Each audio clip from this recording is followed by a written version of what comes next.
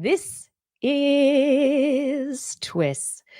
This Week in Science, episode number 980, recorded on Wednesday, July 31st, 2024. How is science just like the Olympics? We'll leave that for you to answer, but I'm Dr. Kiki, and tonight we'll fill your head with flying hippos, Star Trek warp drives, and trust. But first, thanks to our amazing Patreon sponsors for their generous support of TWIS. You can become a part of the Patreon community at patreon.com/thisweekinscience. Disclaimer, disclaimer, disclaimer. The following program deals with science, that thing that everyone in the modern world relies on. From health providers, technology innovators, and energy producers, to conspiracy theorists, sci-fi writers, and social media influencers. For better or worse, everything we do these days revolves around science. Merely think of a thing, anything, and to be sure, science has too. From an artist's paint formula to the manufactured pharmaceuticals in your medicine cabinet, from the material makeup of sneaker soles to the recipe for the concrete they are treading upon. Your car, your phone, your food, your bed, your clothes, your beverage, your home, your head, all are products of a modern world revolving around discoveries made in science. And so, we present to you a snapshot picture frame of your modern world in motion, moving from one discovery to the next, in a tilt-a-whirl of carnivalesque excitement and dread, here on This Week in Science, coming up next. I've got the kind of mind that can't get enough. I wanna learn everything. I wanna fill it all up with new discoveries that happen every day of the week. There's only one place to go to find the knowledge I seek. I wanna know what's happening. What's happening? What's happening this week in science? What's happening? What's happening? What's happening this week in science? Good science to you, Blair. And a good science to you too, Justin, Blair, and everyone out there. Welcome to another episode of This Week in Science. 980? What the heck? Wow. How'd that happen? The numbers keep going up. 20 episodes left until it. we hit 1,000. 19, and then we hit 1,000. I don't even know how math works. I know, we're getting right up there. Thank you all who have been with us for a really long time. Thank you all of you who are joining us for the first time. Thank you all of you who have been with us for just a very short time. It's all fun, and it's all about talking with you about the science. And so we brought a whole bunch of good science today, and no, it's not all about the Olympics, even those are going on. And it's so weird. Everyone's like, that was the best opening ceremony ever. And I was like, that was really weird. But I did like the Eiffel Tower light show. That's for sure. That was awesome. But if somebody can tell me what the thing was in the water that carried the horse, I'd like to know. Was it? I love all of this because I haven't seen any of it, so I have no idea what you're talking about. Yeah, no, there's a bunch of scuba divers going like this. That's what I was thinking. But yeah, they must have been, they were fast. It was like this trimaran submarine, idea. But was it a drone? It's probably remote controlled. I don't know. It was going so fast. And somebody has to explain all this to me because there's like engineering involved in it. A horse in the water. Like now I have to go find this because this is so ridiculous. A horse floating on top of the water, really. No, is what it was happening. Running. Yeah, but like a savior horse. I don't know. Maybe there were wings involved somewhere. Walking on water. Running very fast. Okay. And then there was music that it sounded like they were singing Super Ninja. I don't know. Anyway, very wonderful, very French. And, you know, what I do actually think is the Olympics are an effort to bring people around the world together. And science can do that too. So, you know, I am answering the question right up at the top. I do honestly believe that the thing that we talk about is our human capacity for curiosity and fixing things and finding things out, and let us all do it together. I brought stories tonight about lady odors, AI emotions, warp drive signatures, good toxoplasma, and nasal memory. What do you have for us, Justin? I have lesser known cannabinoids. What makes humans special? Why are all the animals getting sick? And a new segment that I called, I read the study title. Do I really need to read the study? I think I know which one that is. This is like the whole internet. Oh my goodness. Okay, can't wait for that one. Blair, what is in the animal corner?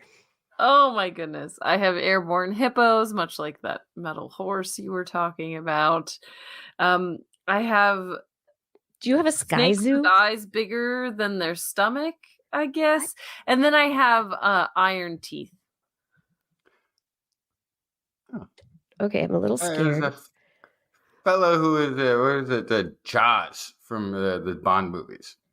Yeah. Oh yeah, yeah. exactly like that. Yeah. Yeah. was great. Who is actually a local Davis guy for a while in the area, and who's like the sweetest father that you could imagine. He's like a really nice guy, even though he looked terrifying in the movie. But this is what we need to know. Who are the people behind the steel jaws? Mm-hmm. Who are the people behind the science? I don't know, but we're here to talk about all this stuff. If you are enjoying the show on a regular basis or just are joining us right now, you can subscribe to us wherever you are viewing, YouTube, Facebook, or Twitch. And make sure you hit that notification button so you're notified every week when we have a new episode. You can also subscribe to our podcast, which is actually the thing that's been really going on the longest, wherever podcasts are found. Actually, Google Podcasts went away, so now it's on the YouTubes for the podcasting, but you can do that. Look for us, This Week in Science. We also have a website, TWIS.org, where we share show notes and links and all sorts of other stuff. But now, you ready for the science? Let's bring it. Yeah. All right, bring in the science. I'm going to start off the tight 90 of our show with a story about how the nose knows so many things. We know our nose can smell. We know our nose has a whole bunch of neurons in it that have these specialized odorant receptors. It's really complicated and cool. But did you also know that our nasal cavity and our nose also have specialized immune cells that are very important for memorizing the B cell memories, creating B cell memory cells that allow one of the first lines of attack against respiratory viral invaders or microbial generally. That's a good system. That checks. Huh. Yeah, I mean that's the first line of defense against germs. You're supposed to be breathing through your nose so it can get caught up in there instead of going into your body. So I mean, we tell people to close their mouth and breathe through their nose, but anyway, not everybody. But Blair, we've been talking about with COVID for a long time, the possible nasal spray vaccines. Mm-hmm. Mm-hmm. And why would they work better than a vaccine that's injected into our blood? My initial thought was just that the nasal turbinates are a very porous structure that can go straight to the circulatory system. But it sounds like there's more involved than that. Exactly. So just today in Nature, researchers published their work looking at the nose and upper airway, which includes the mouth, sinuses, and throat, but not the windpipe. Not the windpipe. So even you might have a sore throat, but that's not involved in what they were looking at. They found a whole bunch of cells, an arsenal, they say, that are capable of fighting off respiratory infections. And over time, we know that the immune systems of people as they age get weaker, and it has been thought that the response in the nose and the cells in the nose would also kind of weaken and go away.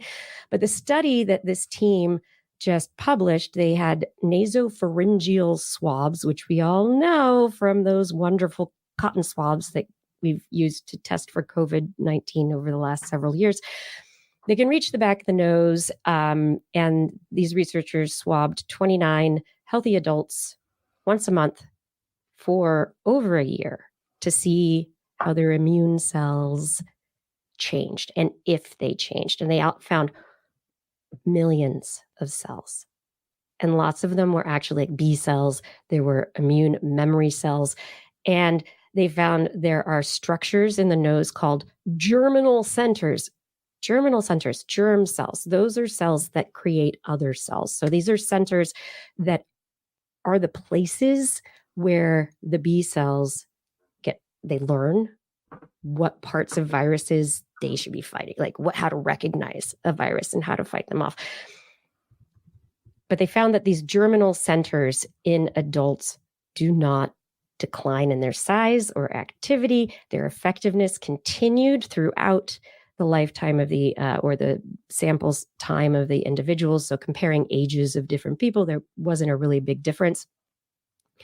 And looking at the period of time, it was while COVID-19 was going on, and they found that a lot of the host noses actually had B cells that were trained to target SARS-CoV-2. So our nose cells were already in there. So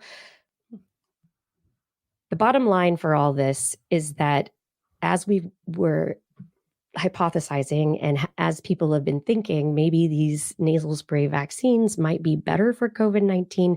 And actually, they really might be, because there is a first line of defense where those B cells, which are really important for fighting off infections, are located. And once again, that first line of defense of sort of natural vaccination will be lost on the mouth breathers. An astute observation, Justin. The thing that I kept thinking about is the fact that there are vaccines that you administer to dogs nasally.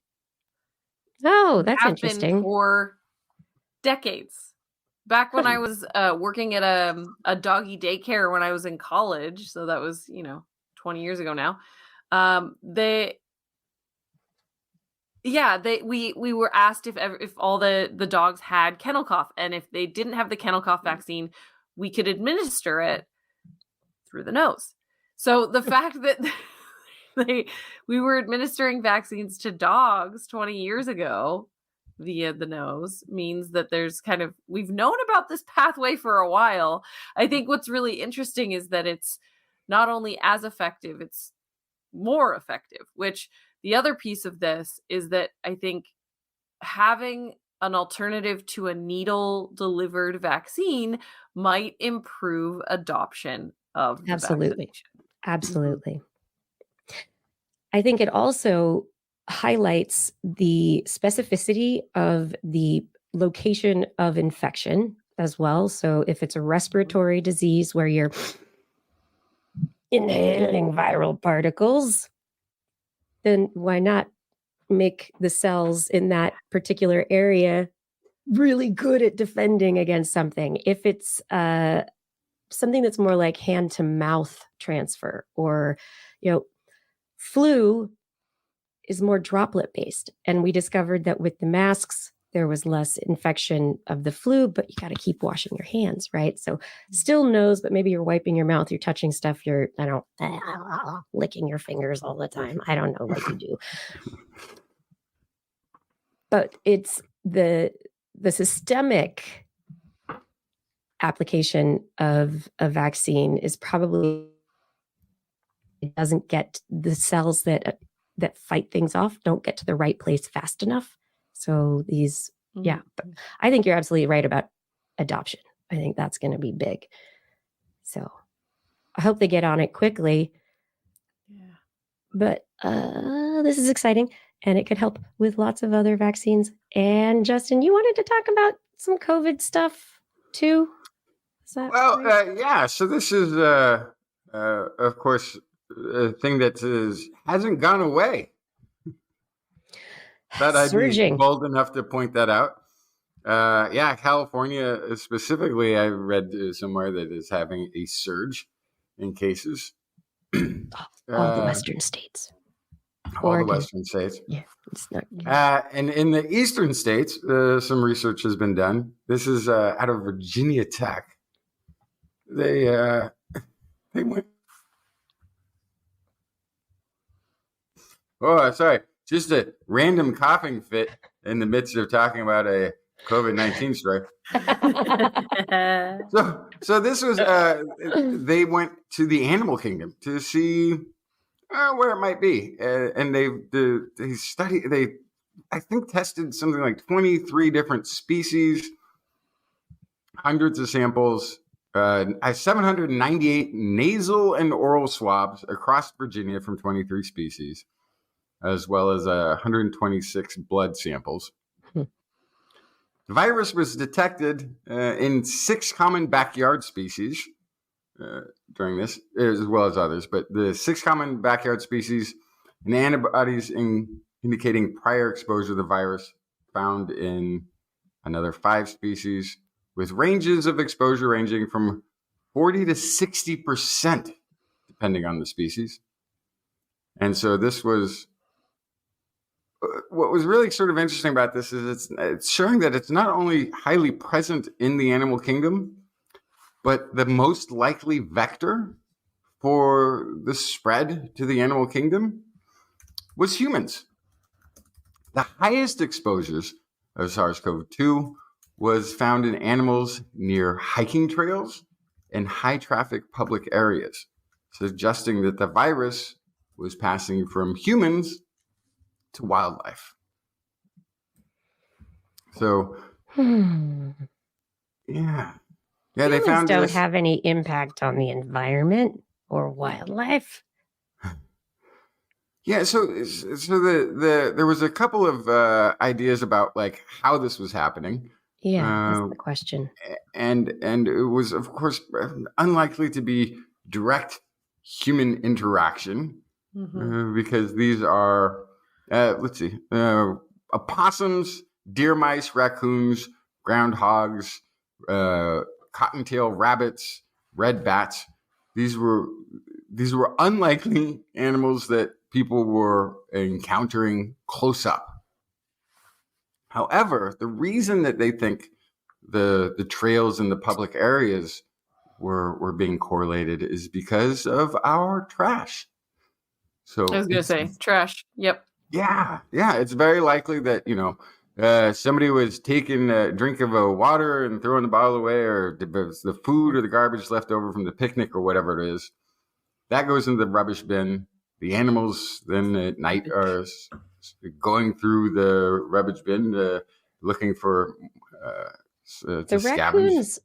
Yeah, the raccoons specifically were the ones that made me go, oh, probably garbage. But squirrels, possums. Yeah, they're right there with the raccoons. Okay. They hang out with raccoons all the time. They're like buddies. And then, but also a lot of those animals what about the are bats? Fed too. Yeah, bats. Yeah, are mice and the bats. bugs that are messing with the trash? And is it how? Yeah, that's an interesting question. Bats. It's like, bats get viruses all the time, and they don't care, and they probably do spread it amongst themselves. But they don't. Where did they get it? If it's an urban environment, right?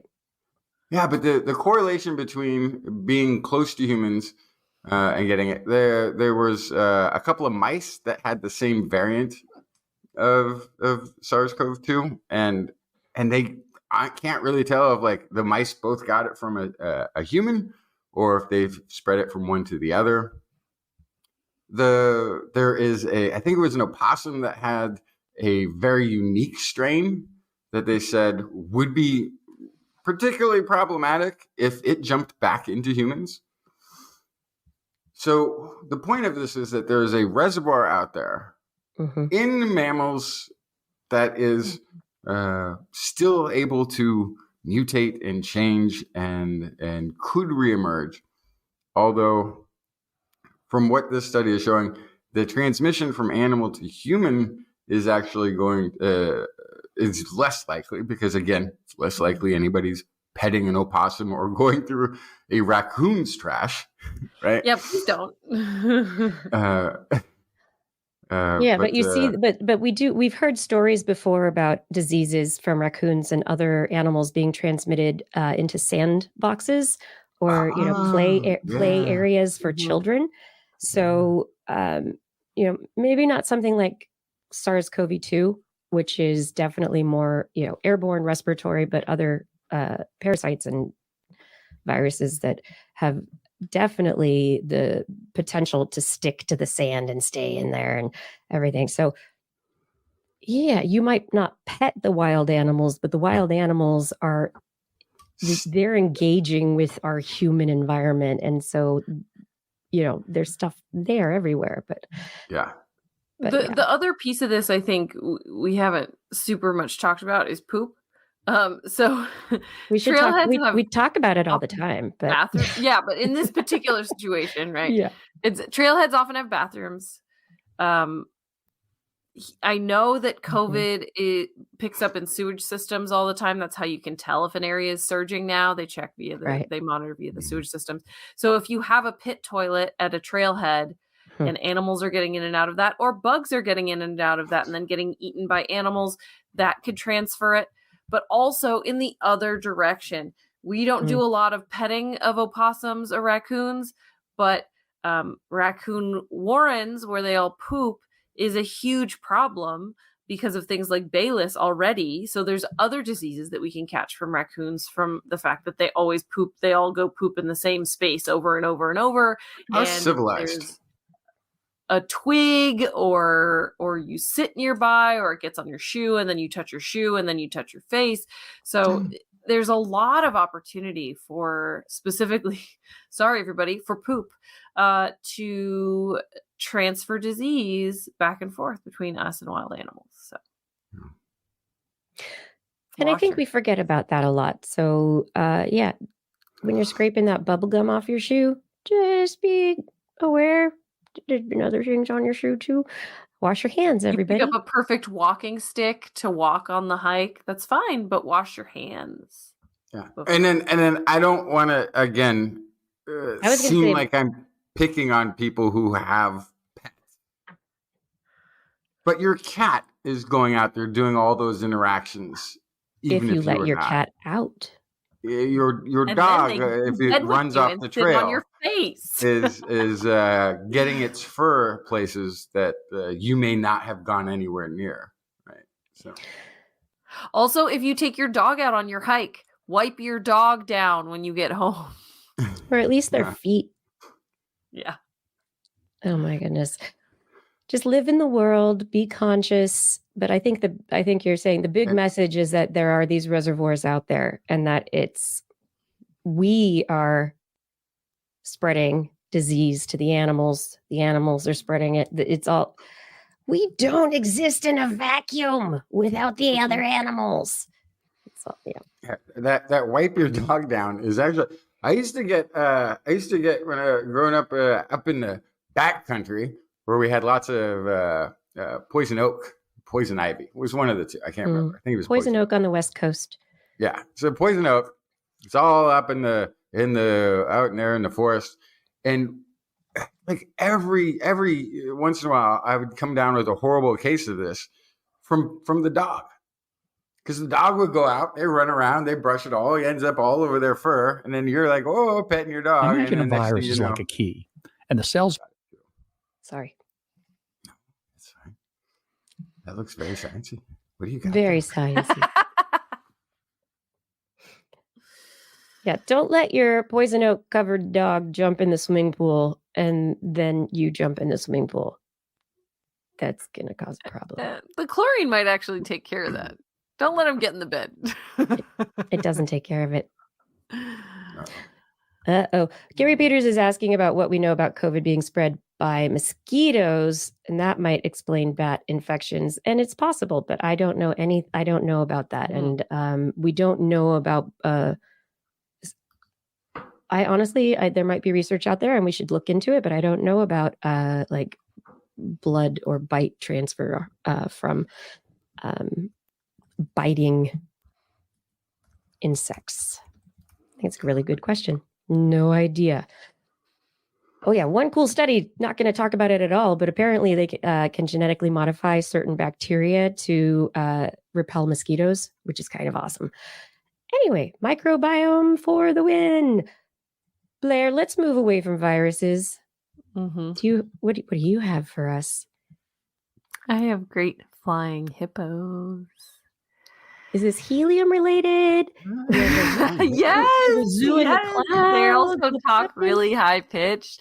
No, this is actually just about how hippos walk and how hippos run. And as someone who spent many years giving tours at a zoo and talking about the hippos, and the hippos being my favorite animal, and me spending an inordinate amount of time at the hippo enclosure, I would often tell people about how hippos are actually deceivingly fast. And even though they can be thousands of pounds and they look very the opposite of aerodynamic, they can get up to 35 miles an hour, which is one of the reasons they're so dangerous, because if you get in between a hippo and their source of water, or they feel threatened, they will open their mouth, they will stick their tusks forward, and they will run up to 35 miles an hour at you, and you will get skewered or trampled. And that is why so many people die via hippo every year. We got the Olympics going on. What's the fastest a human can run? Does anybody know? It doesn't seem like it's 35 miles an hour. It's close to that, I think. Here, keep talking, Blair. I'll check it out. Keep looking. Yes. Yeah. So hippos, I want to say it's like 30 miles an hour. Anyway, hippos, they can get really fast. But then the question is, how do they run? Because way back when moving pictures were invented, part of the reason that cinematography was invented was in order to be able to capture on camera the way a horse runs. One of the very first moving pictures was a trotting horse, right? Yeah, it was a bet. It was a bet between two rich train barons, and one of them had this portrait, this giant painting. I've seen it with the horse with its legs stretched out in front and in back. And the other guy goes, "Oh no, horses never off the ground all the way. They're too heavy. Right. They always have to have a foot on the ground." And so I think it was Leland Stanford or something Crocker. Anyway, they make this bet, and they hire this photographer who sets up this chain of old school pictures. Basically a zoetrope, yeah. Basically, it created the first zoetrope because as the horse runs by, it breaks these little strings, and it sets off this flash camera, and they got this series photo. And it turns out that there's no point when the horse's legs are all stretched out in front or all out and back off the ground. However, there's 2 points during their stride where all 4 legs are off the ground, but they're like tucked up underneath it when it happens. So the guy won the bet, even though his belief that his painting was telling the right story was wrong. It's not like an outstretched thing. It's all the legs all tucked up underneath at a couple points during a gallop that all 4 feet are off the ground. Anyway, sorry. Right. So horses are off the ground completely. And they're related to hippos. And they're related to hippos, which this article didn't talk about at all, by the way. Oh, come on. But it's all fine. Anyway, so the question was, do hippos leave the ground? Is there any point at which hippo feet, all 4 of them, are off the ground? And the reason this question is brought up is that we know that for elephants, that is not the case. Elephants cannot jump, and in fact, they always have a foot in contact with the ground. What's really interesting is there's these different kinds of patterns of movement. There's a 4-beat gait, there's a trot, there's a run, and so or a gallop. And so the elephant actually is always maintaining a 4-beat gait. So they're always going first it's left hind, then left 4, then right hind, then right 4. So you see other animals walk the same, left, right, left, right. And so they walk that way because they're just so huge. They just can't. There's no other way to do it. Because of gravity reasons. Yeah. So, do hippos, which are smaller than elephants but still pretty darn heavy, do they follow the elephant method or do they follow the horse method? And so this surprisingly has not yet been studied. So do they do this? Do they trot? Which a trot is like a 2-beat gait. So that's diagonal limbs moving in near unison, where left hind and right front contact the ground, followed by right hind and left front. So that's across diagonals. And then you get a full-on gallop, which is what you were talking about, Justin, where they have they're curled up underneath. And so first, this researcher sent a grad student to the zoo, but no surprises there. They didn't get very fast in the zoo. How much space does a hippo have to run in the zoo? Right. Yeah, not a lot. So then instead they went to the internet, of course. They looked at 169 strides from 46 video clips of 32 hippos. Most of it was slow walking, but then they also found some trotting patterns. They pretty much always trot, actually. They don't do a lot of that left, right, left, right. They really favor a trot pattern, even when they're moving very slowly. And 14 of 46 hippo videos showed at least brief periods of non-support, which means, yes, they were airborne with all 4 feet off the ground. Wow. The fastest sequences showed them airborne for about 0.3 seconds, which doesn't seem very long, except that the hippo, an individual foot on the ground, hippo, could be as little as 0.2 seconds. So in that case, they're off the ground for longer than they're on the ground in that moment. So they're pretty good. I bring this up only because, yeah, there goes an excellent video of a hippo running. He's doing a very good trot, and you can see it almost looks like he's floating. Yeah. He did trip a little bit. And then he hit the brakes. So that's actually a really interesting point, because that's another piece here, is that because they're so heavy, they have so much forward momentum that there's actually a high risk and high reward here, because by getting really fast and completely taking their feet off the ground, there is an increased chance of tripping, and it is harder to slow or to stop. And so there is a bigger chance of kind of bailing out, but they're pretty hardy. So for an animal that spends 2/3 of their time in the water, an animal that's huge, that's thousands and thousands of pounds, that looks very lumbering, they actually are very fast. They are pretty aerodynamic. They can indeed float like a bee, float like a butterfly, sting like a bee. And so I just love that. Steamroll you like a steamroller. Yes, exactly. Yeah. Yeah. So nobody had looked at this. All they had to do was look at some high-speed photos and found that, yes, in fact, hippos do float. So according to the internet, do we have a top speed for humans ever? Well, Usain Bolt is the fastest human that I am aware of, and Usain Bolt had a top speed of 27.33 miles per hour or 43.99 kilometers per hour very briefly, and that's been matched by some others, but it's pretty much the top. And so the fastest human couldn't get away speed-wise from a hippo. Mm-mm. Nope. Nope, not at all. Hippos have got us beat when it comes to speed. But one way that we might be able to go faster someday, thanks to Star Trek, is using the warp drive.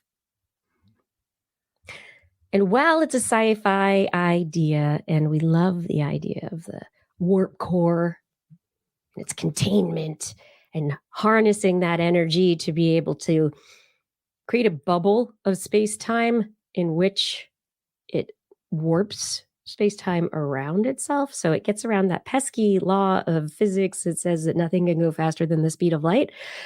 Does it work? Is it real? It's got some interesting ideas. Some people, astrophysicists, in fact, have just published a paper in the Open Journal of Astrophysics entitled "What No One Has Seen Before: Gravitational Waveforms from Warp Drive Collapse."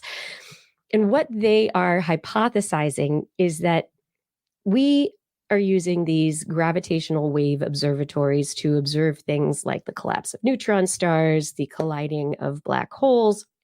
And in these events, what occurs are warpings of space-time. There's energy signatures that are, vibrational, that we are able to detect with, our mathematic ability to figure out what's happening where. And so we're trying to figure out how, if there's a spacefaring alien species out there using something like a warp drive, how could we see that? And can we use our gravitational wave observatories to actually do it?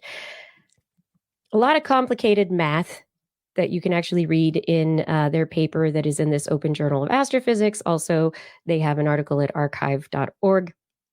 The bottom line is that according to their math, because of the way that the warp bubble is just constantly moving through space-time, we wouldn't really be able to see that signature. The one time that we would see the signature is with warp core containment failure, which, as we know from Star Trek, is not usually a good thing. But when the warp core, dump the warp core, everybody. Yes, and the Alcubierre drive, as Fada is adding within our chat here from a Mexican theoretical physicist, Miguel Alcubierre. The Alcubierre drive, our wonderful warp core, if it failed, it would lead to a change in that bubble that is around the vessel that would be similar to, in its strength, to something about the collapse of a neutron star. But they determined that it would be different than the collapse of a neutron star. So the evolution, or the vibration of the space-time area, would be unique enough that we would, if we see it, be able to potentially identify it as something that is not black hole collisions and not neutron star collapse. There's a lot of questions involved. And one thing I really, really do love from their conclusions and the end of their paper is to verify that the matter is sufficiently resolved within the volume of interest. We reconcile the matter quantities over time, checking that the net energy flux out of the surface matches the change of the matter energy, and any exchange with the curvature. Anyway, they say that they've got lots of limitations to what they're doing, and they acknowledge that the signal is potentially within reach for future detectors targeting higher frequencies. We caution that the waveforms obtained are likely to be highly specific to the model employed. So their model is just very assumption-based, which has several known theoretical problems, as discussed in the introduction. Further work would be required to understand how generic the signatures are and to properly characterize their detectability. And they go on to acknowledge and say, the crew thanks the creators and actors of the Star Trek universe for their inspiration of this work. Mm-hmm. Yeah. So, see, and that's where I think they've for sure. That's where I think they've also limited themselves, because hyperspace drives work a very different way than a warp drive. And what if you combined the two and had a hyper warp space drive? But that's not what they were looking at. in a bubble, moving at the speed of light or faster than the speed of light. So then you're like, oh, well, then would that model even apply to that advanced propulsion technology? Because even with the Star Trek warp bubble, you actually can't get to the next star in like several lifetimes. So you need a combination of a warp and a hyperspace drive operating simultaneously to go anywhere in space. I mean, it's just basic sci-fi canon. Oh my goodness. But that was not the study. I know. What I'm hearing is they have proven some things that are talked about in Star Trek, like warp signatures. Like you can say, oh, we can follow this particular warp signature. So they are saying that it does depend on what model of warp core you have, and also then you can identify what kind of a ship it is, just based on the. But so it sounds like that would only Trekian. work if the ship exploded. Yeah.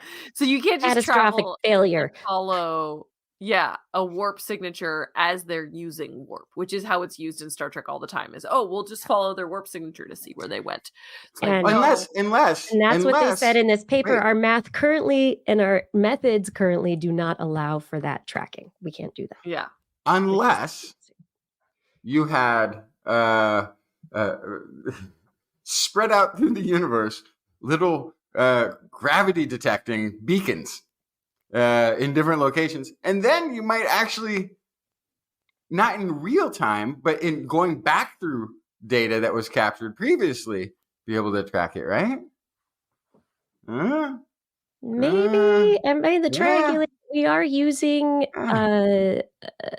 are using what are the spinnings? Pulsars. We're using pulsars for gravitational wave detectors now, and so that could potentially be something. But yeah, there's this is what they say. We gotta look at it. But I love the fact that this is science fiction inspiring theoretical physics to look a little bit deeper and say, okay, with our methods now, could we actually like detect something like this? Because they're saying that there is the Alcubierre drive and all this. There's a possibility of this kind of technology in the universe if somebody figured out how to harness energy to make it work.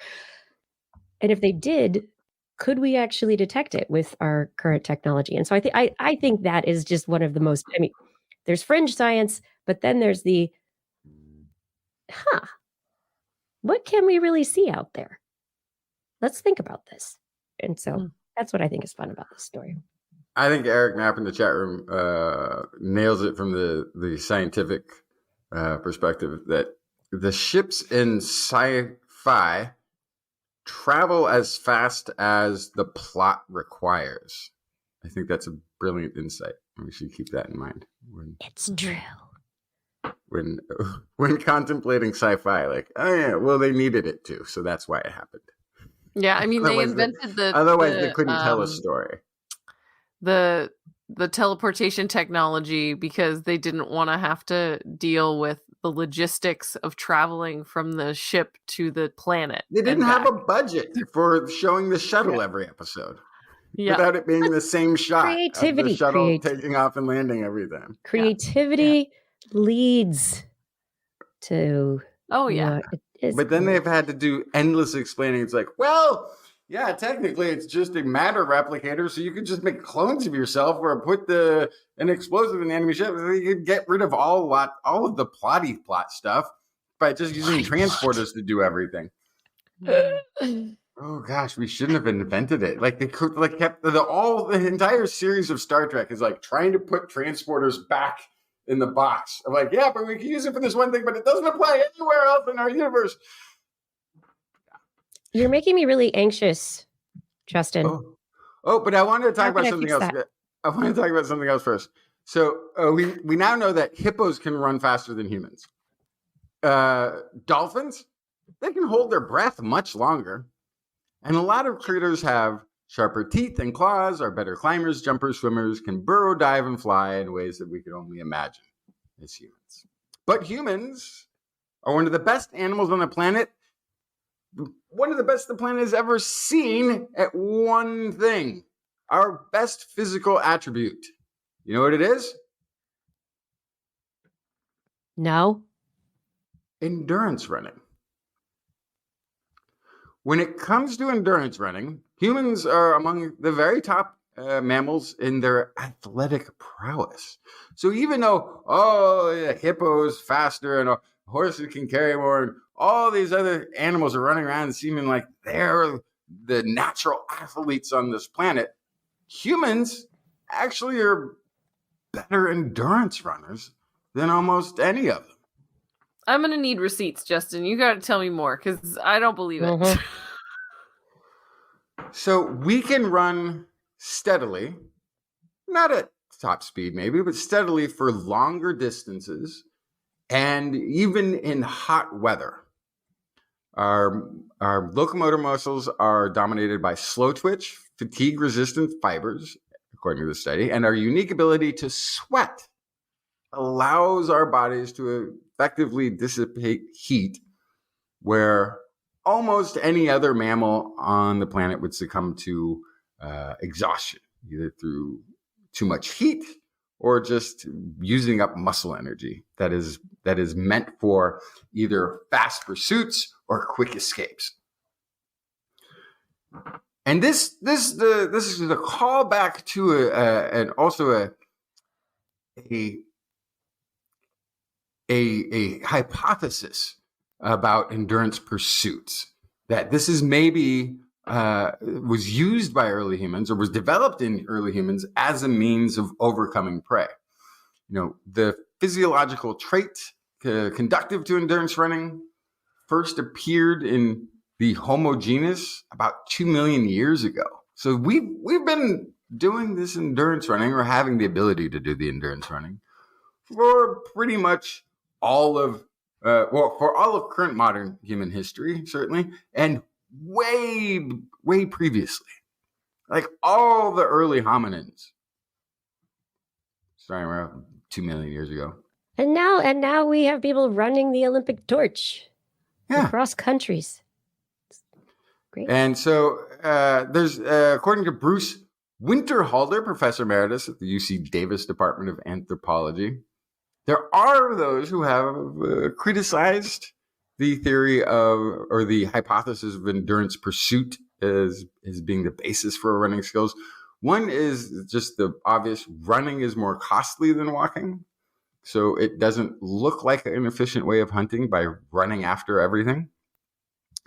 And there are only a few examples of current hunter-gatherers practicing endurance pursuits. But in a recent study appearing in Nature Behavior, Winterhalter and others combined mathematical modeling and a multi-year investigation of firsthand accounts in literature of endurance pursuits. They basically sifted through history to find thousands of digitized accounts written by explorers and missionaries and officials, combined with analytical software capable of sifting through all of this sort of knowledge of observation, data points that maybe hasn't been scientifically captured, but all the same exists. And they were able to uncover 391 descriptions of hunts dating from 1527 through the early 20th century of the current modern humans that matched endurance pursuit tactics. And these accounts originated from 272 different locations around the world, which then suggests that endurance pursuit hunting was widely practiced and occurred in diverse environments. So one of the interesting things about the diverse environment is there are, aside from heat temperatures where humans can sweat, and so we have this advantage, and our muscles being designed to run for longer times, if not quicker. They also found examples of coordination, so that while one human may start the endurance pursuit, they may have others who are waiting beyond, chasing the animal in a certain direction. And when they get like a mile into their long distance run, it's like a relay. Another human takes over and continues the pursuit, or a group of humans continues that pursuit for the next mile. And they may have it spread out around an area where they're hunting. so that they're actually transferring the prey from one to the next to the next. So even with the advantage of endurance running, we're slow. We admit it. The water buffalo or the wild gazelle or whatever it is we're going after is going to get away at first. The hippo's going to catch us. But at some point, they're going to succumb to exhaustion because they aren't built to sweat and to do long distance, high speed running. And they get overcome by the heat and the muscle exhaustion takes place. And then the humans have a much easier time, especially the early humans, without like things to throw. Maybe they did. But just if you're a stabby human with a spear or a big rock, crushy human, whatever, having your prey that you're hunting lying down exhausted, unable to run, makes the job a lot easier. Makes the finalizing that hunt much easier. And there's also things that include in that, like our endurance running means that if we're running across sand or even snow, or if there's any sort of additional obstacle or thing that's slowing down normally a runner, we can kind of take it in stride and we can pace ourselves through it. Whereas other animals, it just increases that fatigue to a greater degree. So they're uncovering of different accounts and different sort of tactics that revolve around the endurance hunt. They say it's giving much more credibility to that stamina hunting that I thought was already a known thing, but apparently it's actually more based on human physiology than it is actual accounts of this taking place. Okay. So yes, the physiology is there for the endurance. We understand that we have the ability, but now this is more of the anthropological background of, yeah, we really have been doing this for a long time. Let's not just guess at it, but yes, the evidence is there. I want some numbers. I want to hear if we're actually better than other animals, because I just told you for distance. Think about camels. Think about caribou. They run on sand and snow, respectively. So they do it for days without stopping. So I would not run for days. I would wager that if you took a caribou into the desert and chased it around, that's not where they're supposed to be running around. Well, I know, but humans are everywhere, right? So it doesn't say that humans are the best. It may be that the caribou or the camel is the couple examples, but when it comes to most, I think the caribou we could probably take down this way. I think that's actually how wolves tend to take down caribou, is they chase them until they are exhausted. Like they do. They chase them, but they corner them. They work as a team, right? But they also do forth and. They also do pass-offs where one group will chase it to another that's group. That's also true, but that's not the same as endurance. Is the other problem is that's not individual endurance. That is a group endurance. That's very different. Yeah. But I think we could outrun a caribou for time. Like, think of a marathon runner. Like, caribou don't run that whole time. Like, if they ran a bit and then stopped and rested and waited for us to catch up every time, like, yeah, then they might be able to. I think there's also sweet spot. There's the training. There's the, some individuals are more likely to be able to run like that for a very long time. Others are not. I'm not a great runner.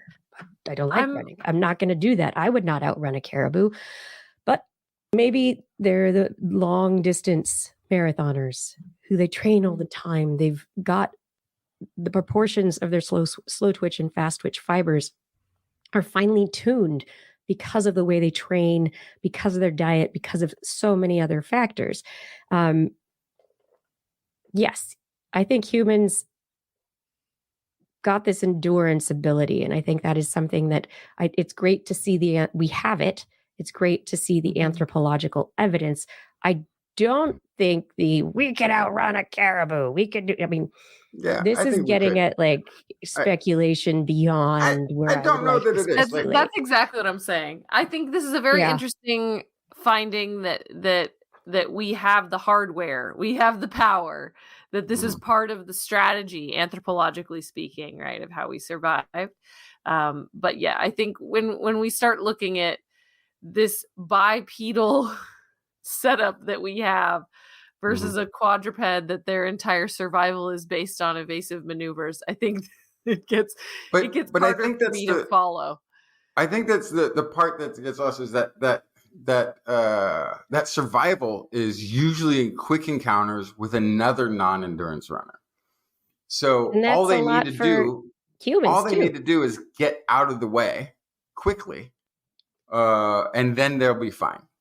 So my guesstimate is actually quite the opposite. I think if you can go on a 5-mile jog, you could probably catch a caribou because they're not going to keep running for 5 miles. They can walk. I they mean, can walk all I don't day, know. maybe. But I think this is going to be the next big reality TV show. a hippo might run 35 miles an hour. Right? They might be But there's faster than a also human. animals But if you that chase will one, you'll catch travel. up to it. You're not, If you yeah, want to the talk about migration, endurance, right? they're animals that, yes, move hundreds of Walk. miles in Walk. a day. Walk. And Could run. you keep up with them? That is endurance. Yeah, I think a jogger could keep up with them. I think a good like daily jogger would have no problem keeping up with a herd of walking Absolutely animals. not.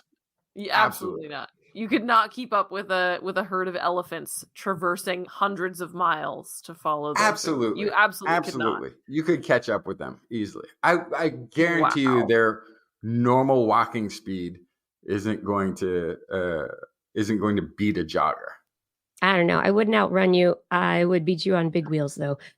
But I guess it depends on how you jog. Justin, are you having a hard out today? Yes. Yes. So please complete your stories of the day. I will. This will be my last story. It's actually a new segment. I read the study title. Do I really need to read the study? And that's all you did for reporting the story. No, I'm kidding. First up, the title, Trust in Physicians and Hospitals During the COVID-19 Pandemic in a 50-State U.S. Survey. This is published in JAMA Network Open. So what do we think? The trust in physicians and hospitals, what do you think that was during the pandemic? Survey, study of more than 400,000 U.S. adults finds trust in physicians and hospitals decreased during the COVID-19 pandemic, and lower trust levels were associated with lower likelihood of pursuing vaccinations.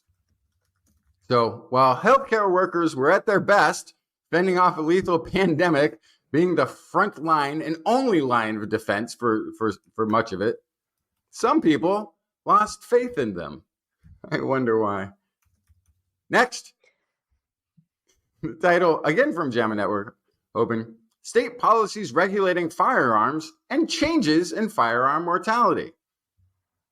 So what do we think? Did firearms increase or decrease firearm mortality? More firearms, that's going to increase mortality, right? More firearm regulation, less death by firearm. The most restrictive state on firearm policies was associated with 20% lower firearm mortality than the least restrictive state. Some Americans do need to read this, but I think a lot of us didn't need the study. We've known it for a very long time. And then the last study real quick, there's a lesser known cannabinoid, CBG. If you haven't heard of it, you probably will soon because they're doing a lot of testing on this and it's being found to reduce anxiety better than in a very small study thus far than existing anti-anxiety medication.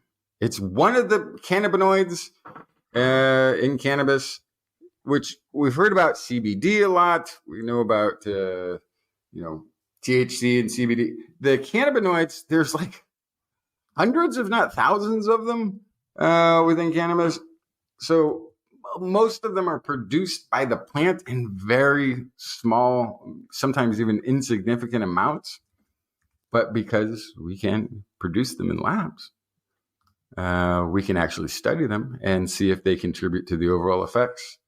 And so this study, which was a take it and see what happens with 34 healthy, normal cannabis users, they showed that just a 20 milligram of this CBG was much more effective than placebo in reducing anxiety.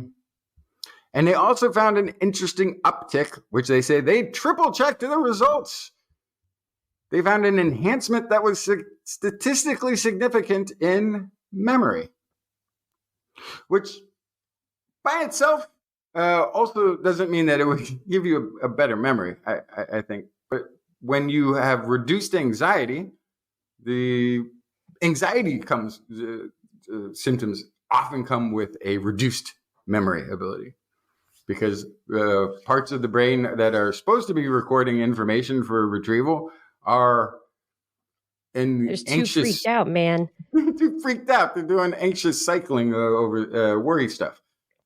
So reducing anxiety, I think, probably in this case more allowed for information retrieval, because they would give lists of words, and then if you were on the placebo versus on the CBG, your ability to remember more of them was linked statistically significantly with the CBG.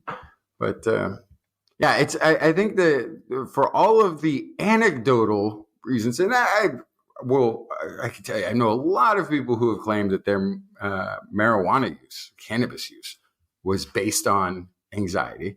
There's been studies in Australia suggesting that it could be beneficial for treating even youth anxiety. But if we can narrow it down to the actual cannabinoids involved, you can separate stigma, which is really what a lot of it is. But also, if you have a compound of all these different chemicals within cannabis that people may be attracted to for completely different reasons, you can start to separate those out so that people can utilize the chemistry that they are seeking in this giant compound without having to take on the rest of it. Yeah.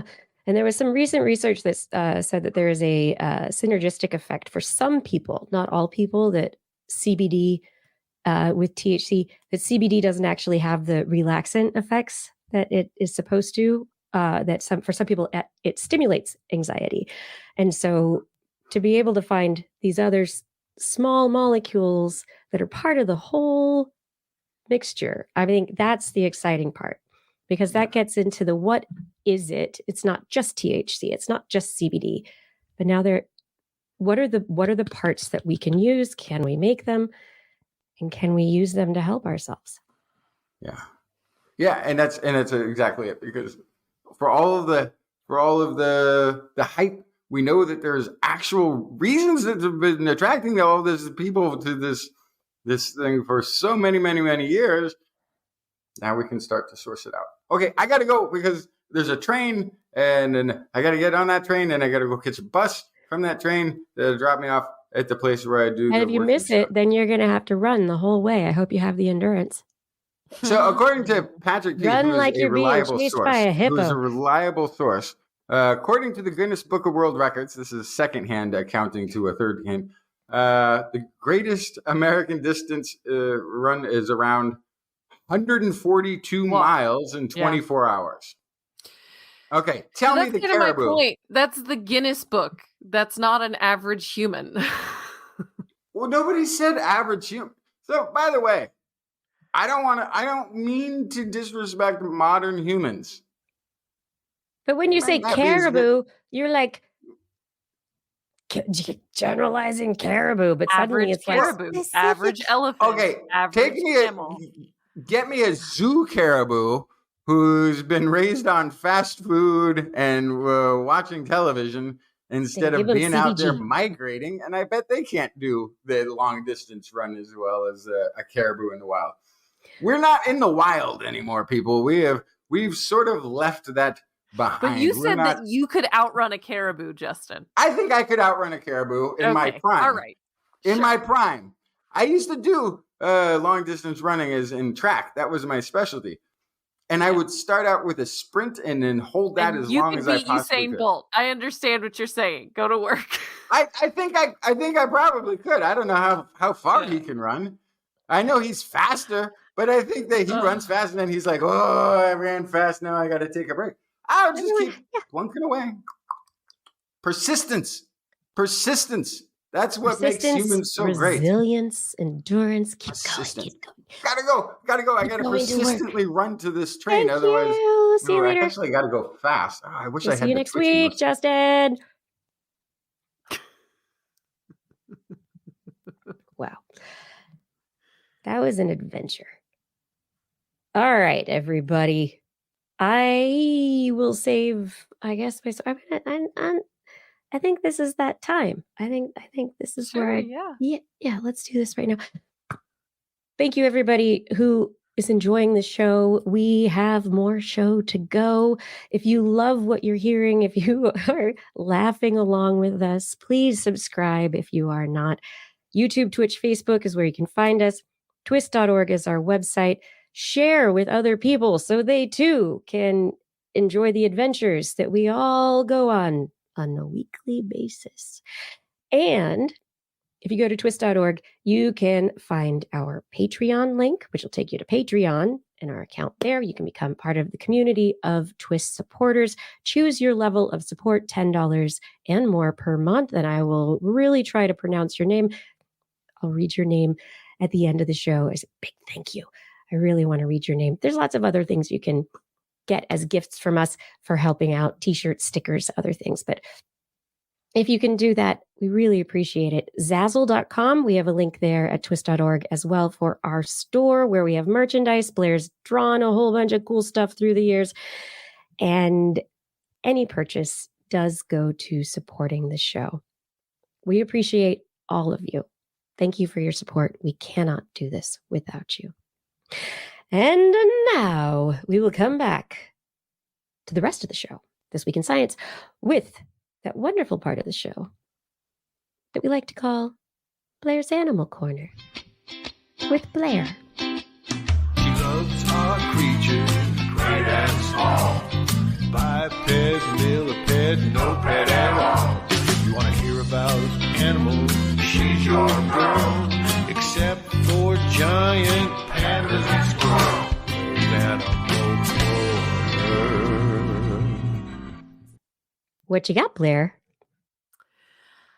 I have iron teeth. Not me personally. You said that earlier. What? What does this mean? Yeah, I have a story about Komodo dragons and that they have iron-coated teeth. So we know that Komodo dragons are formidable beasts, although Justin probably thinks that he could wrestle one. But regardless, they have these razor-sharp teeth. They have dangerous bacteria in their mouths. They are able to take down water buffalo. They're just like, they're crazy predators. And the latest research on these guys from King's College of London, they wanted to look specifically at their teeth and what makes their teeth so good at ripping flesh and breaking bone and doing what they do best. And so they looked at the chemical and structural makeup of Komodo dragon teeth. They scoured museums for skulls and teeth of Komodo dragons, and then they studied the teeth of one living Komodo dragon at the Zoological Society of London, the London Zoo. And they used advanced imaging and chemical analysis. They were able to observe that the iron, they found there was iron in the Komodo dragon's enamel, but that it was concentrated in a thin coating on top of the tooth serrations and tips. So it really looks like they have a grill. It's really wild. It's like it is fancy looking.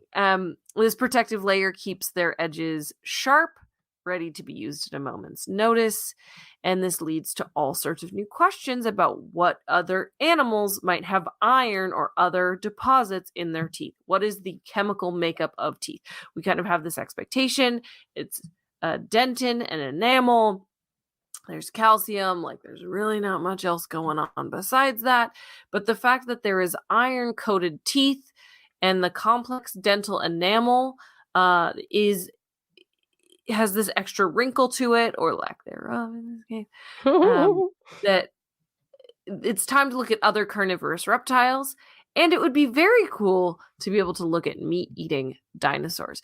Now, the problem with that is that the current technology that we have does not allow us to look at fossilized dinosaur teeth down to the molecular level to see if there's iron in them or not.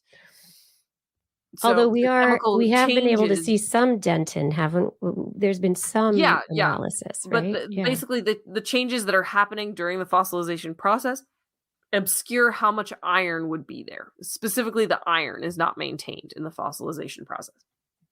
So they're not able to figure that out. But they can look at the structure of the enamel itself, because that, as you're mentioning, is maintained.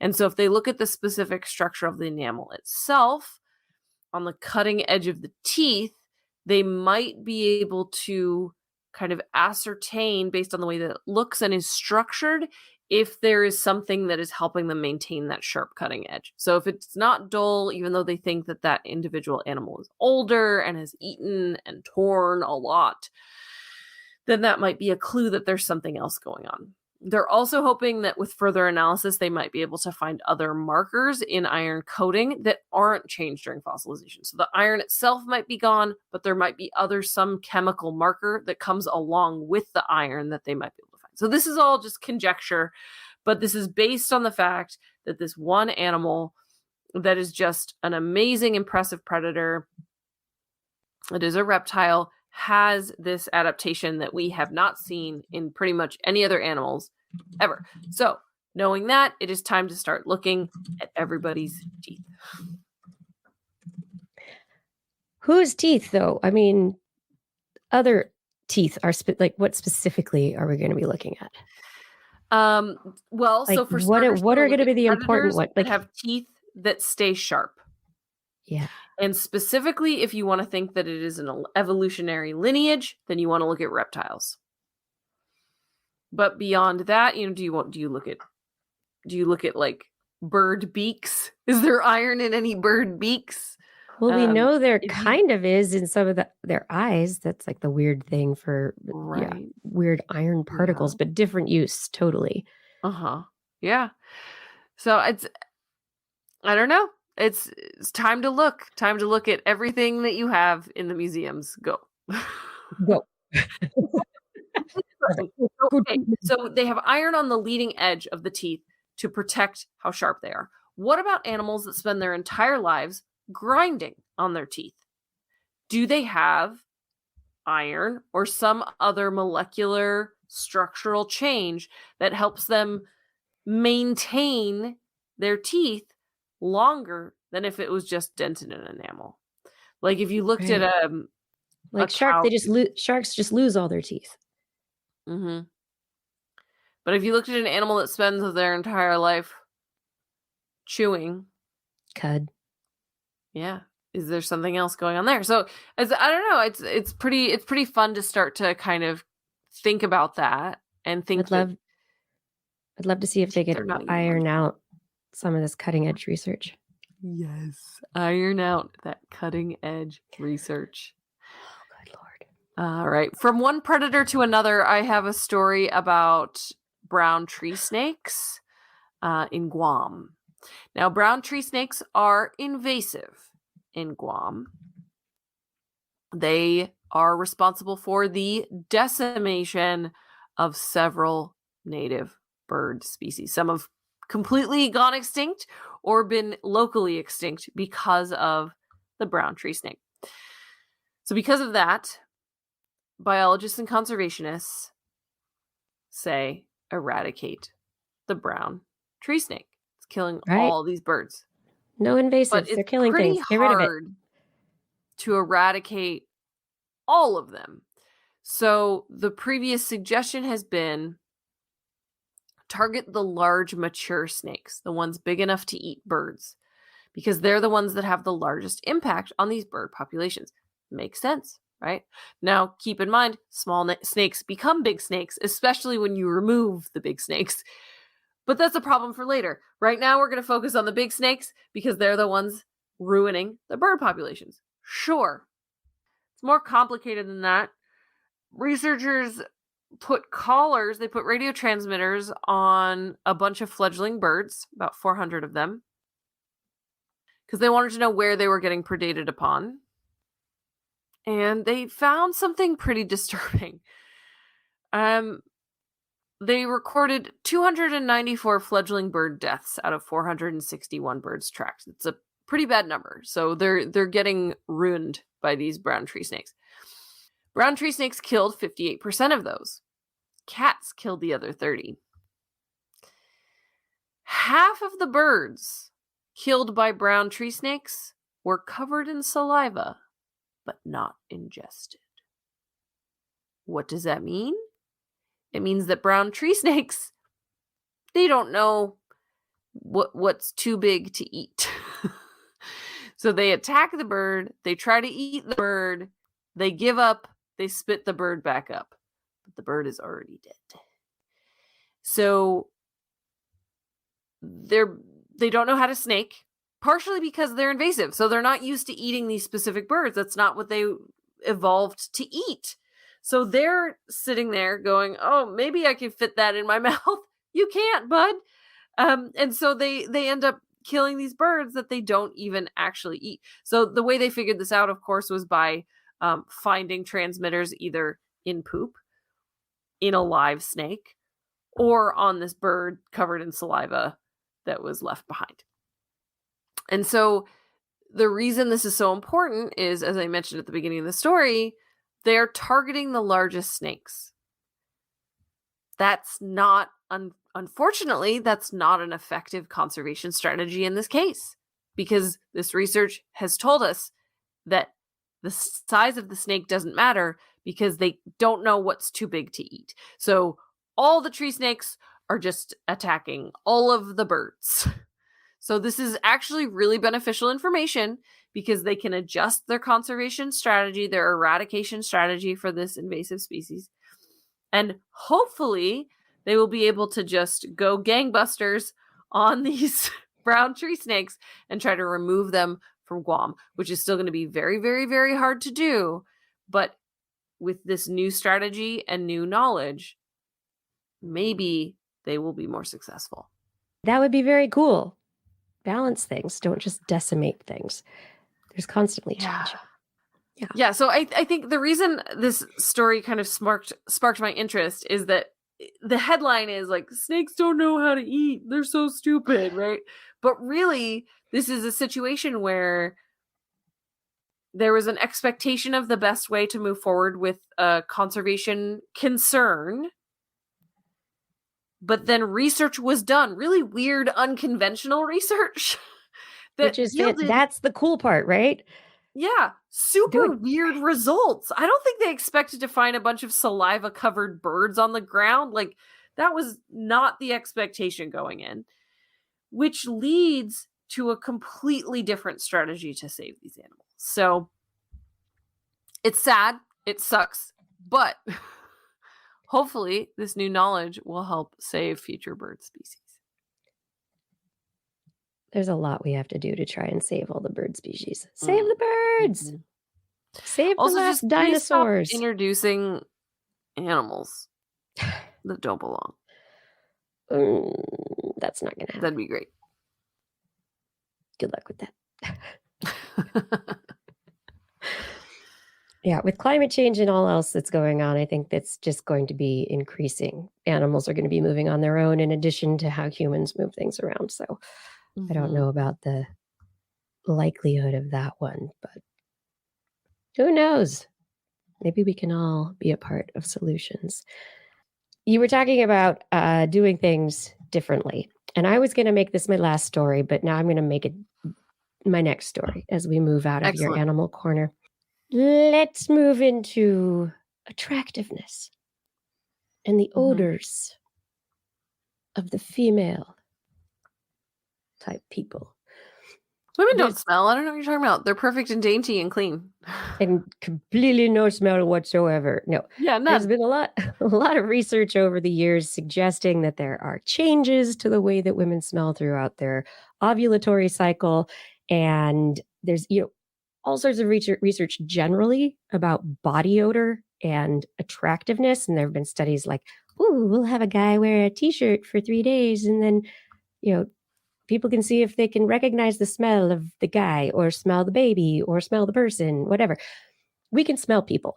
We still don't know, and we still haven't discovered whether there is a vomeronasal organ, which a lot of other mammals have, which allows some of these more hormone regulated or hormone regulated responses to mating and members of the opposite sex to take place. But we have a nose. Might not be the best nose, but we have a nose. And we can smell things, different things, sometimes all things. Anyway, this recent study published in the Royal Society B of Biological Sciences, researchers published their study, Combined Perceptual and Chemical Analyses show no compelling evidence for ovulatory cycle shifts in women's axillary odor.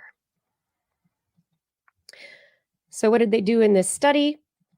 They had women put cotton pads in their armpits overnight and then had guys who knew them and guys who didn't know them smell these cotton pads. This took place over the ovulatory cycle. There were 30-odd people, women involved. They made sure all of them were vegetarian or vegan because you know what? Meat makes you smell different because it changes your pH. So that's an interesting part. But what they wanted to get into with this question was, okay, number one, can we see that there's a difference in odorant stuff when the hormones are changing throughout the cycle? Number two, are guys able to pick that up? Does it matter if they've known them for a while, like if they're partners or if it's a stranger? And so they started trying to tease all of this stuff apart. And where other studies have found that guys could tell that there was something different, that women were more attractive, it's usually during ovulation. That's usually, oh, your face is more attractive right now, or, oh, you smell so nice right now. What is going on there? Our behaviorists, scientists trying to figure that out, have been looking into this. This study found nothing. Nothing at all. Didn't matter whether guys knew the women, didn't know the women, whether it was long-term exposure or short-term exposure, and also the chemical evidence that they were looking at using mass spectroscopy to be able to try and actually check if there were different odorant molecules involved. Nothing really played out. So what I'm wondering, though, they keep calling it this axillary odor, and it's you just stuck cotton pads in women's armpits. Maybe there should be samples taken from other places in the female anatomy. Maybe you're doing it wrong. That's the first thing I thought of because in the animal kingdom, for example, I used to see all the time that the male giraffe would sample the female giraffe's urine. We've talked about that on the show. There's scientific studies Flehmen about that. response, right? And so they'd be able to identify if the female was ovulating based on the taste of the urine. So there's other hormone signals happening besides sweat. And in fact, to Justin's point from earlier, we're kind of unusual in the fact that we sweat. So evolutionarily, if you want to talk about where these hormones might come out, sweat is probably the least likely option. And we've seen in other studies that actually the microbiota on our skin is more like it is a larger part of influencing that scent. Mm-hmm. So Yeah. I feel like there's something missing in these studies. Yep. Mm-hmm. Just putting it out there. But apparently right now, according to science, there's no difference. Nothing's happening. Yeah, I saw that headline and I was like, there's something else happening here. I don't buy it. And the interesting thing is, going through the study, the researchers never bring up anything else. Like, it's like that is the methodology for doing these studies, is a t-shirt or cotton pads in the armpits, or that's just the way it's done. And I'm very fascinated that no one has tried something different. Mm-hmm. So anyway, I am more than my armpits. Yeah. And yeah. Anyway, hey, science, do something weird. Try something different. That might be cool. And one of the studies that I also think is really interesting, and I'm a little sad that Justin had to run off to work already, because we talk about Toxoplasma gondii being not so good a lot on the show. But this study is actually really interesting, was published this last week in Nature Microbiology, and it is using Toxoplasma for good, because Toxoplasma is a parasite that can get into your brain, and we have a hard time getting drugs into the brain. They modified Toxoplasma gondii, engineered the parasite to contain therapeutic proteins that it could deliver into the brains of mice. They also tested it in human cells in dishes, not in real live humans. But the fact that this parasite is capable of gaining entry to the brain, and that researchers are able now to engineer it, it may be a therapeutic tool for allowing us to deliver drugs, maybe gene therapy, all sorts of things for brain disorders and issues, illnesses that to date we have a hard time treating because it's hard to get past the blood-brain barrier. But, there's the downsides. We talk about we talk about the adenovirus associated gene modifications. So there's a bunch of stuff, it's AAV, which is the acronym, but they're viruses that infect us all the time. And they've been able to create uses for these viruses, and they were using them to deliver some COVID vaccines. Some of them were, they create these little capsids and they can contain stuff, but they're great. And we've basically defanged them for our uses. But some of the strains of those adenoviruses, our bodies have, if you've gotten that virus before, your body's like, you're not getting in, or it has a larger immune response. And then the vaccine doesn't work the way that you want it to. So using microbes that are infectious actually has a downside if your body has a memory of those infections, and it may not work in the way that you want it to. So there has to be a way to get it to work. Right. Yeah. Let me ask you about your past with cats before I give you this vaccine. Exactly. Oh, you had an outdoor cat as a child? Okay, we're going to have to use a different delivery method for you. Yeah. So hopefully the parasite can get in there, actually do a cool job, not do the parasite-y thing. There's one parasitologist who was quoted in an article from Science News saying, this may be like trying to deliver pastries with a bazooka.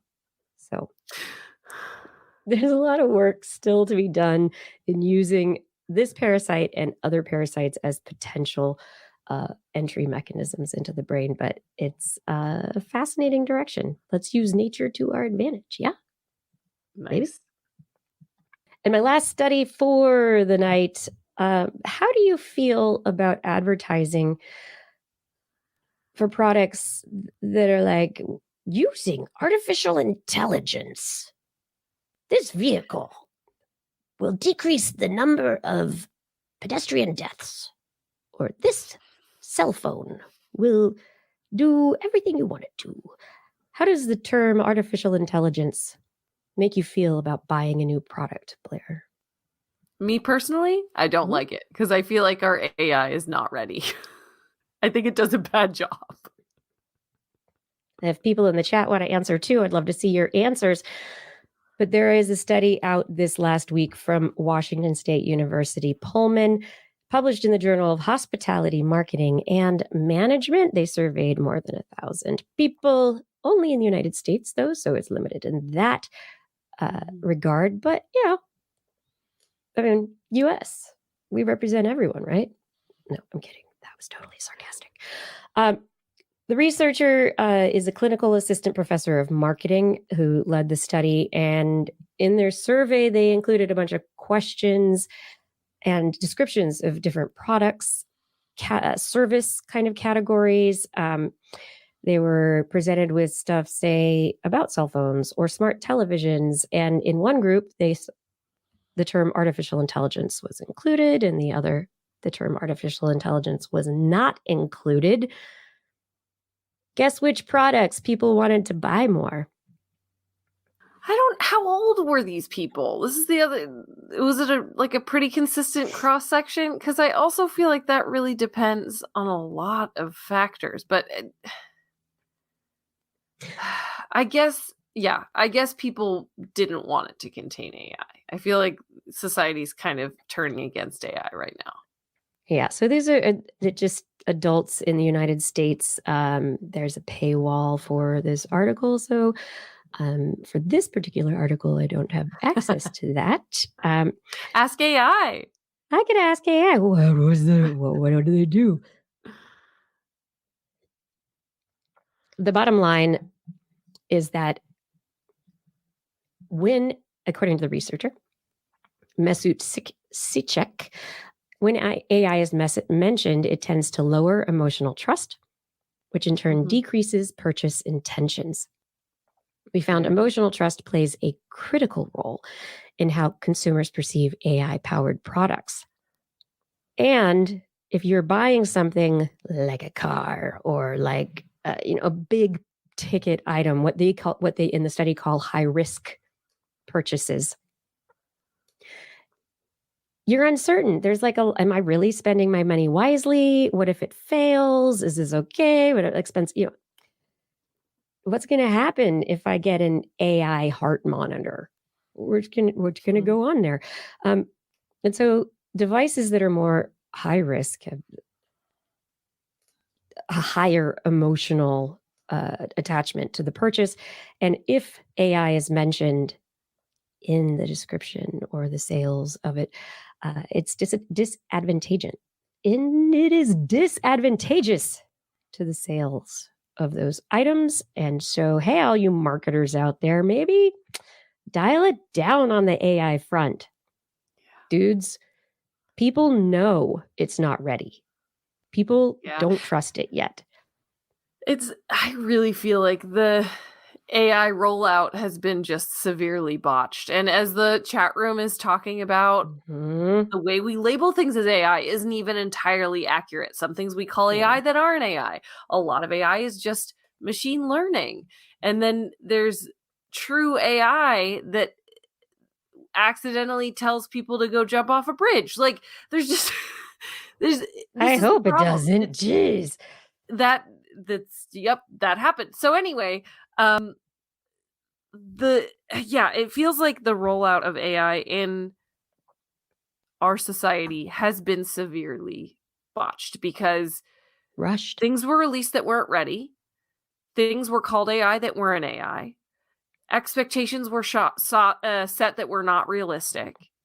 And beta testing is happening on normal humans with AI, which is not good. There's a reason that you have a test group and you do QA before you release any technology, let alone something that can think for itself in some way, right? Or can at least draw conclusions for you. Like the fact that people can use ChatGPT to write their own essays in school. Now teachers are having to try to figure out how to determine if something is written for real or not. And there's everybody's playing catch up now. I feel like that's the other problem, is there was no like concerted effort to do this in a way that was responsible. And so we're all just kind of trying to adjust to, okay, what is real? Can I trust this picture of this celebrity? Like, it's just gotten kind of out of control. So of course there's distrust. I think there's, and we're dealing with the biased data sets. So there is definitely bias within what the AI is able to contextually put together based on the probability matrix that it's working within for the, contextual answers that it's trying to parse. Yeah, there's big questions around it still, and there's been a lot of hype. And I think you're absolutely right, Blair. And we should, and I hope, and it's going to happen because I make mistakes when I say AI in a very general sense, and not in like a joking kind of way. I hope that our audience calls me out on it, because I do know the difference. But what I think is important is that we start talking about it as machine learning, as algorithms, as probability matrix. Let's talk about large language models. Let's start using the accurate language so that we are not part of the hype. And I think that the hype is exactly the issue too, is that I'm in the heart of Silicon Valley now, is where I work. And so I get to see kind of the billboards and the conversations happening. And that's part of the issue, is that Silicon Valley has its own echo chamber where the tech culture has decided that AI is this golden goose. And so they're pushing that. Yeah. And so because they're pushing it amongst each other, they think that we all want it also. But maybe we don't. Maybe we just want our search engine to search. Maybe that's all we want. And search well? Can we go back to that again? Like at one point, I put ads above the actual search results. That would be great. Yeah, there's a lot, and I think you bringing that up is it's a big point, right? The science is there. The science of quote unquote artificial intelligence and getting to a human level artificial intelligence, or a even superhuman level artificial intelligence, that is a goal of a lot of people, because who knows how it could help us, right? I mean, there's also kind of sci-fi scary stuff that goes along with it. But is that your phone? Is that like you living in your house every day with your cats? Is that you going to work? How is that going to like really work with our lives? And do we want it? And there's I think that's a lot of the big question. I think a lot of people really look at like, oh, well, Steve Jobs and Apple, they gave us things we didn't even know we wanted. And it's true. Sometimes there are things that, oh, I didn't know I wanted that, but that's great. But there's a certain level of also making sure it works before it really gets out there. Well, and what is AI useful for? Like I saw recently the latest version of ChatGPT that has a voice that talks to you, right? Where acting as a translator. So you put your phone down, you say something in English, it speaks it in Spanish. Then you can have a conversation with somebody in another language you don't speak. Excellent. Great. I love it. Great use of the technology. But my favorite thing I've seen about AI over and over recently is, I thought that as technology got better, AI was going to cook and clean for me so I could do art. But instead, my AI is doing art for me so that I can cook and clean. And that is not how this is supposed to go. right? Yeah. We're not supposed to be stuck at our desks longer doing our monotonous tasks so that AI can go create art for us. No, no, no, no, no. Do my Excel spreadsheets and answer the emails that are mundane and do the things that I shouldn't have to do anymore so that I can do the fun things, so I can go experience life, please. So that humans can have the humanity that we were born into this world to experience, right? The life, right? Absolutely. Yeah. Anyway, this is where the science and the engineering delves into the philosophy and delves into our social fabric. But this is, I think, the part of the point where I have always said that science is politics, because at some point there's that, it connects everywhere, and people need to have a voice, need to be understood, need these companies, the governments, we need to be having conversations where people are heard and are not just herds of people.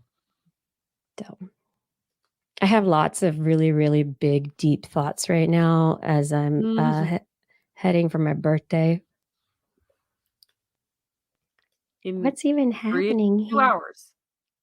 I know. Technically 7 a.m.-ish tomorrow morning, but you know.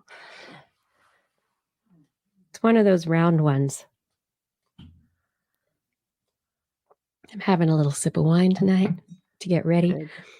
Got myself some tickets to a little local music festival to start tomorrow. Should be a lot of fun. Excellent. Yeah. I'm taking a couple of more days off. But I think we've done it.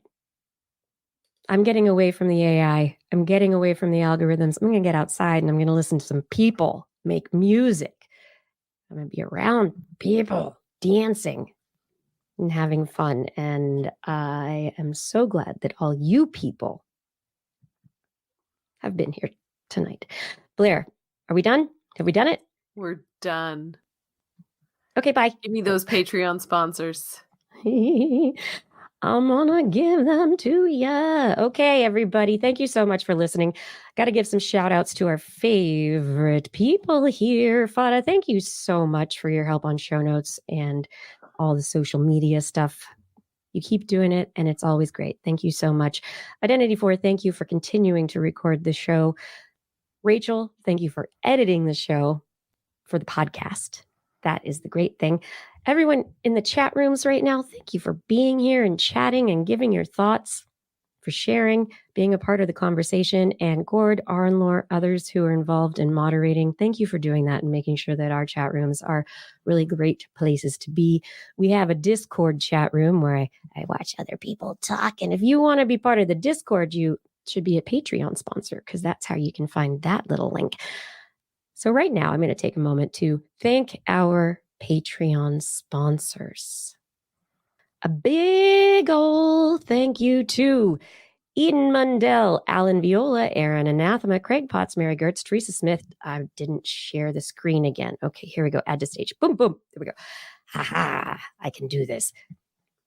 Craig Potts, Mary Gertz, Teresa Smith, Richard Badge, Bob Coles, Kenton Northcote, George Chorus, Pierre Velazarb, John Ratnaswamy, Chris Wozniak, Vagard Chefstad, Donathan Styles, a.k.a. Don Stylo, Ali Coffin, Reagan Shubrew, Sarah Forfar, Don Mundis, P.I.G., Stephen Alberon, Daryl Myshak, Andrew Swanson, Fred S104, Skyluke, Paul Ronovich, Kevin Reardon, Noodles Jack, Brian Carrington, David E. Youngblood, Sean Clarence Lamb, John McKee, Greg Riley, Mark Hessenflow, Steve Leisman, a.k.a. Zima, Ken Hayes, Howard Tan, Christopher Rappin, Richard Brendan Minish, Johnny Gridley, Remy Day. Oh, also, happy birthday, Johnny! Remy Day, G. Burton Lattimore, Flying Out, Christopher Dreyer, Greg Briggs, John Atwood, Rudy Garcia, Dave Wilkinson, Rodney Lewis, Paul, Philip Shane, Kurt Larson, Craig Landon, Sue Doster, Jason Olds, Dave Neighbor, Eric Knapp, Lon Makes, E.O., Adam Mishkan, Aaron Luthen, Bob Calder, Marjorie, Paul D. Disney, David Simmerly, Patrick Pecoraro, he went to bed already, and Tony Steele. Thank you all for joining us on Patreon, for supporting us on Patreon. Can't do it without you. And if anyone out there wants to support on Patreon, head over to twist.org and click that Patreon link. Oh, to La Corde and the Acolyte Orchestra. Thank you so much for that donation there. That's amazing. I think that's through YouTube. You can donate through YouTube too. That's really awesome. Thank you. Hello. Hello. Thank you very much. I appreciate that a lot. Thanks for joining us. On next week's show, we will be back on Wednesday at 8 p.m. Pacific time, broadcasting live from our Twitch, YouTube, and Facebook channels. Want to listen to us as a podcast? Just search for This Week in Science wherever podcasts are found. And if you enjoyed this show, make sure that you get your friends to subscribe too. For more information on anything you've heard here today, show notes and links to stories will be available on our website. That's at www.twis.org. While you're there, go ahead and sign up for a newsletter. It'll come out at some point. I keep having things that I want to write. I don't know. It'll happen. Just wait. Be patient. We love your feedback. And if there is a topic or something that you'd like us to cover or address, a suggestion for an interview, let us know on one of our social media accounts. Someday we might check them. I don't know if Fada's there. He'll check it. Send us an email. We have emails. They're probably on the website. We used to say them all the time. There's too many of them, though. But if you do, make sure you put TWIS in the subject line so your email doesn't blare. I always love it when you do this. So please finish this one. You have to put TWIS, TWIS, on the subject line, or your email will be trampled by a hippopotamus. Oh, yeah, that's bad. Mm-hmm. Mm-hmm. We look forward to discussing science news again with you next week. And if you've learned anything from the show tonight, remember, it's all in your head. This Week in Science. This Week in Science. This Week in Science. This Week in Science, it's the end of the world. So I'm setting up shop, got my banner unfurled. It says the scientist is in, I'm gonna sell my advice. Show them how to stop the robots with a simple device. I'll reverse global warming with a wave of my hand. And all it'll cost you is a couple of grand. 'Cause this week's science is coming your way. So everybody listen to what I say. I use the scientific method for all that it's worth. And I'll broadcast my opinion all over the earth. 'Cause it's This Week in Science. This Week in Science. This Week in Science. Science. Science. Science. Science. Science. This Week in Science. This Week in Science. This Week in Science. This Week in Science. This Week in Science. This Week in Science. This Week in Science.